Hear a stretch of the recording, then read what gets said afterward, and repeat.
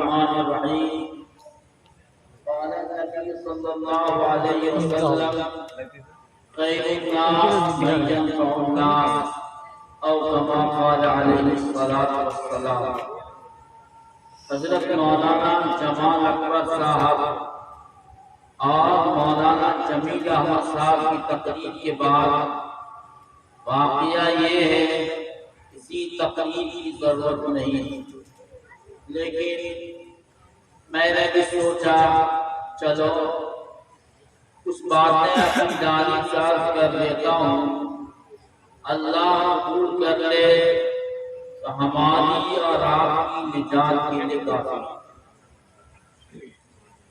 یہ دونوں حضرات نے آپ حضرات سے تعلیمی بیداری کے سلسلے میں بات چیت کی اور بہت بلیغ انداز سے آپ کو سمجھایا. اللہ ہم سب کو سمجھ کی توفیق نصیب فرمائے. میں جب یہ حدیث پاک آپ کے سامنے تلاوت کی ہے بہت مختصر ہے، لیکن اسلام کا مزاج یہی ہے. حدیث بہت مختصر لیکن اسلام کا مزاج یہی ہے. فرمایا حضرت نبی کریم صلی اللہ علیہ وسلم نے: خیر الناس من ينفع الناس، لوگوں میں سب سے اچھا انسان وہ ہے، سب سے بڑھیا انسان وہ ہے جو لوگوں کو نفع پہنچائے، جو لوگوں کو نفع پہنچائے. وہ انسان تمام انسانوں میں بڑھیا انسان، چاہے نفع پہنچانے والا عالم ہو، چاہے نفع پہنچانے والا جاہل ہو، چاہے بادشاہ ہو یا رعیت ہو، وہ انسان سب سے بڑھیا ہے جو لوگوں کو نفع پہنچاتا ہے. حضرت نبی کریم علیہ السلام نے اپنی امت کو یہ سمجھایا اور یہ بتایا اپنا مزاج نفع پہنچانے کا بناؤ، نفع کھینچنے کا مت بناؤ.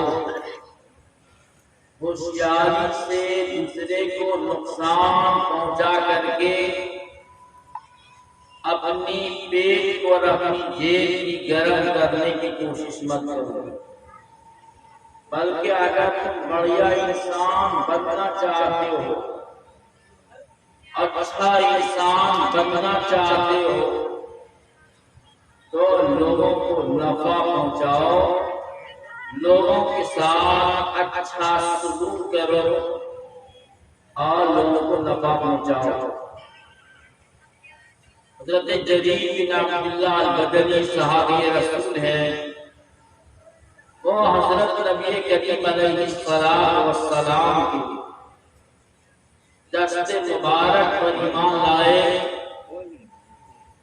اور حضرت نبی کریم علیہ السلام سے جو انہوں نے بیعت کی ہے اس میں ایک لفظ ہے وَنُصْحَ لِكُلِّ مُسْلِمٍ. حضرت نبی کریم علیہ السلام سے فرماتے میں بیعت ہوا نماز قائم کرنے پر، زکات دینے پر اور ہر مسلمان کے ساتھ اچھا سلوک کرنے پر، ہر مسلمان کو نفع پہنچانے پر میں نے حضرت نبی کریم علیہ السلام سے بیعت کی.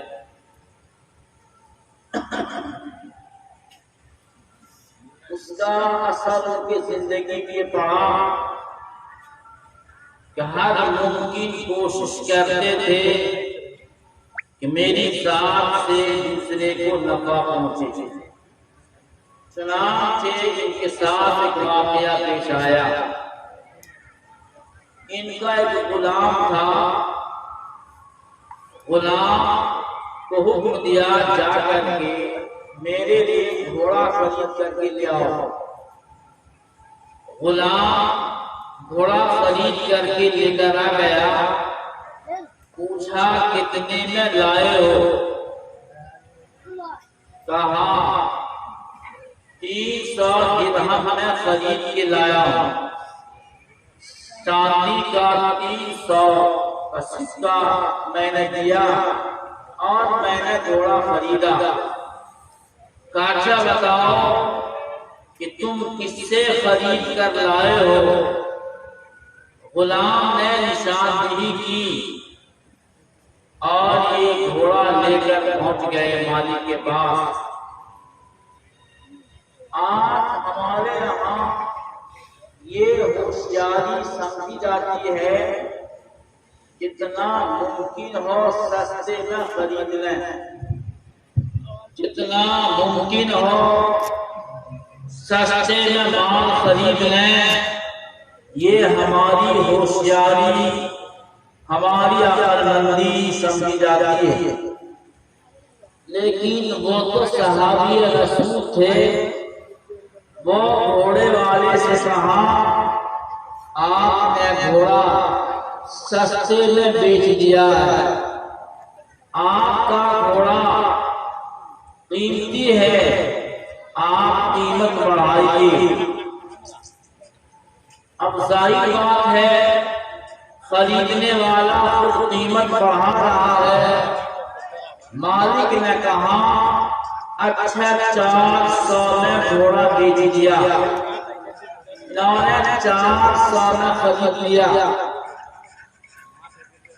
اس کے بعد پھر کہتے ہیں کہ تمہارا گھوڑا تو اور زیادہ قیمتی ہے، اس کی قیمت اور زیادہ ہونی چاہیے، اس لیے گھوڑے کی قیمت بڑھاؤ۔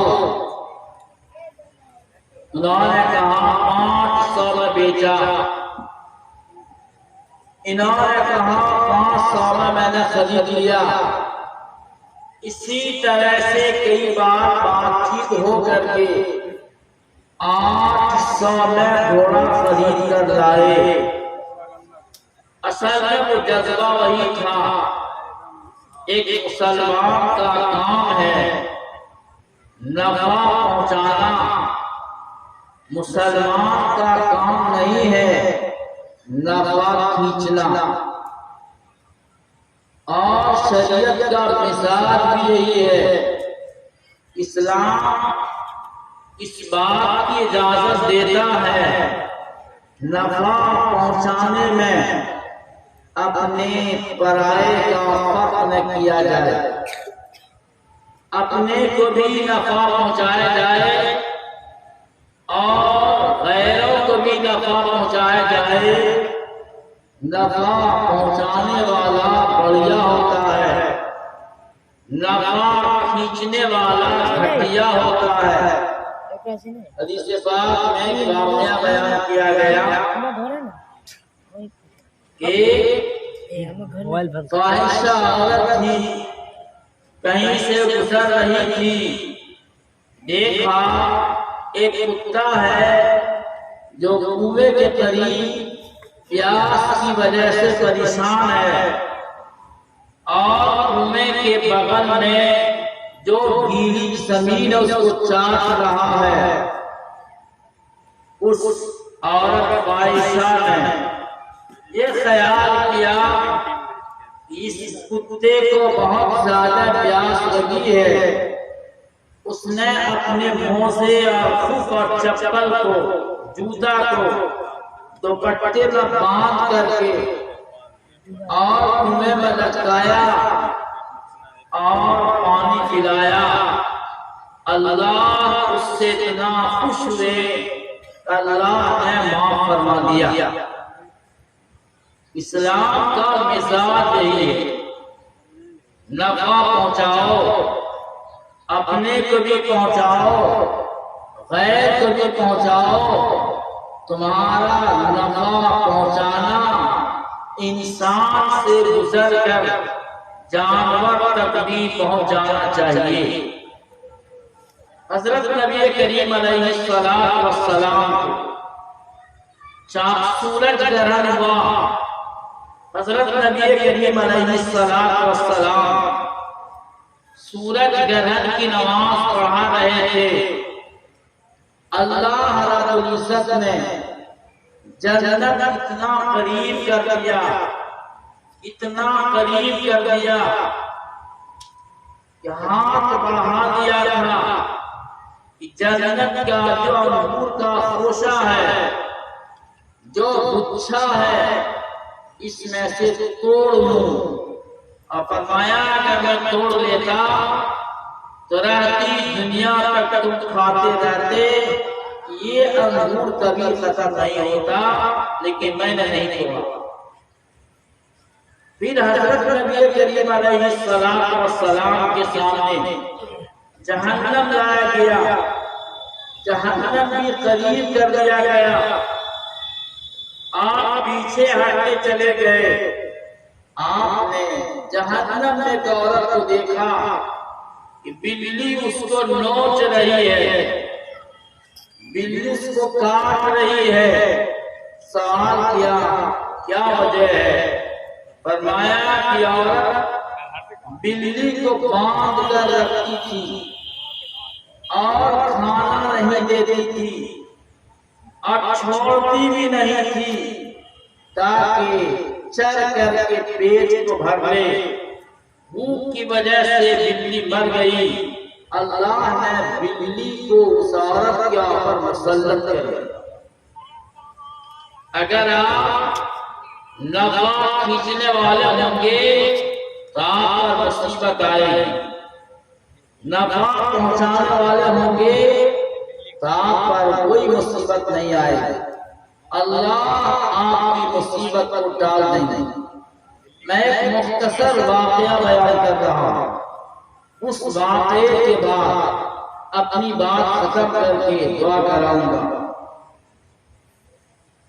ایک اللہ والے ہیں سلیمان بن ربیع، سلیمان کہہ لیجئے، ان کا ارادہ ہوا حج کرنے کا۔ یہ کوفہ کے بازار میں حج کے سامان تلاش کر رہے تھے، خرید رہے تھے، سامان خریدتے شہر سے باہر چلے گئے۔ دیکھا کہ ایک عورت ہے جو مردار خچر کے گوشت کو کاٹ رہی ہے اور اپنے تھیلے میں بھر رہی ہے۔ ان کو لگتا ہے کسی ہوٹل کی مالکہ ہے یہ۔ ان کو شبہ ہوا کہ مردار خچر کے گوشت کو پکا کر کے اپنے گاہک کو کھلائے گی اور یہ مردار کھلائے گی، حرام کھلائے گی۔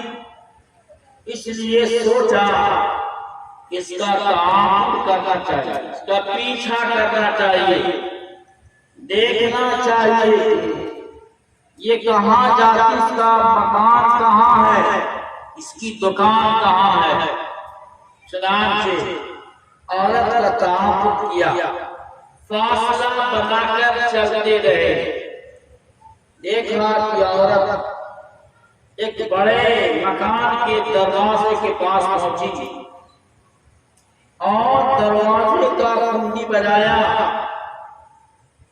ان کی لڑکیوں نے دروازہ کھول دیا یا اندر گئی اور تھیلا کو بیٹی کے حوالے کیا اور کہا کہ اس کو پکاؤ۔ اللہ کے قبضے قدرت میں بنی آدم کا دل ہے۔ یہ جب تک وہاں پہنچ چکے تھے، انہوں نے باہر سے آواز کیا کہ کہ بھائی خچر مردار خچر کھانا جائز نہیں ہے، آپ اس کو کیوں پکا رہے ہیں، کیوں کھانا چاہتے ہیں؟ ان لوگوں نے کہا آپ اس سے کیا مطلب؟ نعرہ اصرار کرتے رہے، اصرار کرتے رہے، یہاں تک کہ دروازہ کھول دیا۔ اس عورت نے کہا ہم لوگ سیدہ ہیں، حضرت نبی کریم علیہ السلام کی اولاد میں سے ہیں، ہماری 4 لڑکیاں ہیں، میرا شوہر سید تھا، شریف تھا، وہ اپنی بچیوں کی شادی نہ کر سکا اور ان کا انتقال ہو گیا۔ شوہر نے جو مال چھوڑا تھا وہ سارا ختم ہو گیا، اب میرے پاس کوئی مال نہیں ہے، 4 روز کا فاقہ ہے، 4 روز کے فاقے پر مردار کا کھانا جائز ہے، اس لیے میں مردار کو پکانے کے لیے حوالے کیا۔ یہ روتے ہوئے واپس آئے اور اپنے بھائی سے کہا کہ میرا ارادہ اب حج کرنے کا نہیں رہا۔ بھائی نے سمجھایا ایسا مت کرو، حج کے فضائل بہت ہیں، کہا مجھے بس سمجھائیے، اب میں حج نہیں کروں گا۔ ان کے پاس 600 درہم تھے، 600 درہم کو لے کر کے کچھ کا آٹا خریدا، کچھ کا کپڑا خریدا، 3 سال ان کے شہر کا قافلہ آ گیا، آپ سے ملاقات کی، ان کو دعا کیا اللہ آپ کے حج عمرہ قبول فرمائے۔ شہر والوں نے کہا حضرت آپ کا بھی حج قبول فرمائے، آپ نے بھی حج کیا ہے اور آپ کیوں جھٹلا رہے ہیں؟ آپ بھول گئے کیا جہاں مدینہ منورہ میں باب جبریل سے آپ گزر رہے تھے، آپ نے تھیلا مجھے حوالہ کیا تھا، ایک تھیلی آپ نے مجھے دیا تھا، تھیلی پر لکھا ہوا تھا من عاملنا ربیحا، اس پر لکھا ہوا تھا جو مجھ سے معاملہ کرتا ہے نفع اٹھاتا ہے۔ آپ نے مجھے وہ تھیلی دیا تھا اور یہ تھیلی آپ کے حوالے ہے، آپ یہ تھیلی لیجیے۔ اب یہ منع کر رہے کہ میں حج نہیں کیا، میں تھیلی نہیں دیا، وہ کہہ رہا ہے آپ باب جبریل سے گزرتے ہوئے آپ نے مجھے تھیلی دیا تھا اور اس میں لکھا ہوا تھا، آپ کیوں انکار کرتے ہیں؟ چنانچہ تھیلی لے کر آ گئے، عشاء کی نماز پڑھی، سوچ میں پڑ گئے کیا واقعہ ہے، آنکھ لگ جاتی، خواب میں دیکھتے ہیں حضرت نبی کریم علیہ السلام کو خواب میں دیکھتے ہیں، فرمایا سلیمان میں کتنا گواہ پیش کروں کہ تم نے حج کیا ہے، میں نے بہت گواہ تمہارے لیے پیش کر دیے۔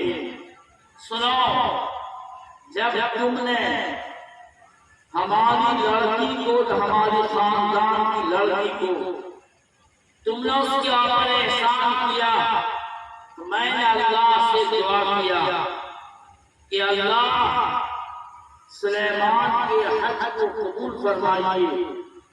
اللہ رب العزت نے ایک فرشتہ پیدا کیا جو تمہاری شکل کا فرشتہ ہے، وہ ہر سال تمہارے لیے حج کرتا رہے گا، اور تم نے ہماری خاندان کی لڑکی کو 600 درہم چاندی کا دیا تھا، ہم نے اللہ نے اس کے بدلے میں 600 دینار سونے کا عطا کیا۔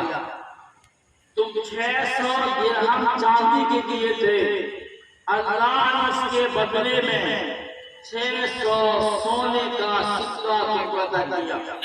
اور فرمایا من عاملنا ربحا، جو ہم سے معاملہ کرتا نفع اٹھاتا۔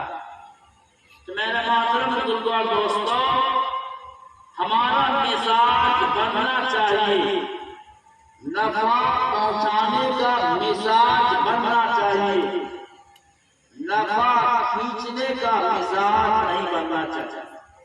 آج ہمارا مزاج الٹ گیا ہے۔